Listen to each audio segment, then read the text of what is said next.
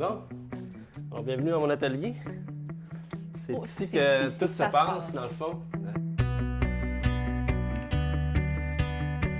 Moi, ça a commencé avec une passion pour la planche à voile. Puis j'ai un grand frère qui, un jour, qui a eu une idée avec un de ses amis de se mettre là-dedans, de fabriquer une planche à voile. Fait que moi, j'avais 14 ans à l'époque, puis j'ai voulu faire comme mon grand frère. J'ai fabriqué ma première planche à voile chez mes parents. La passion du surf est arrivée aussi, puis le désir de faire mes propres planches est transféré dans le surf aussi. Aujourd'hui, on va vous focusser plus sur des planches de wake surf. Parce que je m'adonne aux deux sports.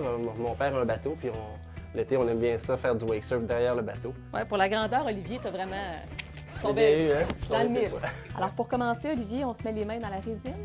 Oui, c'est une étape pour experts seulement. Ça peut rapidement devenir salaud. Quand j'ai appris à faire du surf à Hawaï, je me doutais pas qu'à l'époque, dans le Maine, je serais capable de continuer à en faire. J'en faisais là, sans trop penser si ça deviendrait une passion à long terme. J'ai commencé par tailler une planche en utilisant des formes comme ça, des gabarits, si on veut. Une fois que j'ai ma forme qui est découpée, je la shape, hein. Je l'assemble avec, avec une rampe, puis après ça avec un papier sablé pour faire une plus belle finition. En modifiant subtilement les formes, des fois il suffit de changer 1 mm par-ci, 1 mm par-là.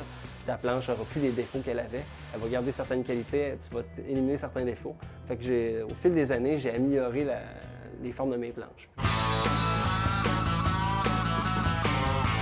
On a une planche en styrofoam, un peu comme un verre de styrofoam.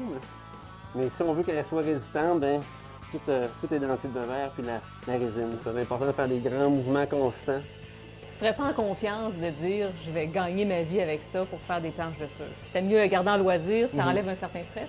Ça enlève un stress. C'est aussi que pour moi, je pourrais pas devenir riche à faire ça. Alors je lâcherai jamais mon emploi actuel pour faire ça.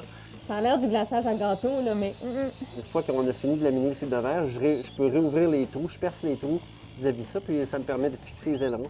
On va tirer un peu plus de mon côté, on va utiliser un petit peu. Je dirais pour un surfeur québécois qui planche sur des petites planches, je me qualifierais intermédiaire. Entre intermédiaire et avancé. Je peux tout déchirer ça. Et là, on enlève les bulles parce que ça a vraiment un impact sur la performance. Oui, en fait, une bulle, c'est une faiblesse de la planche.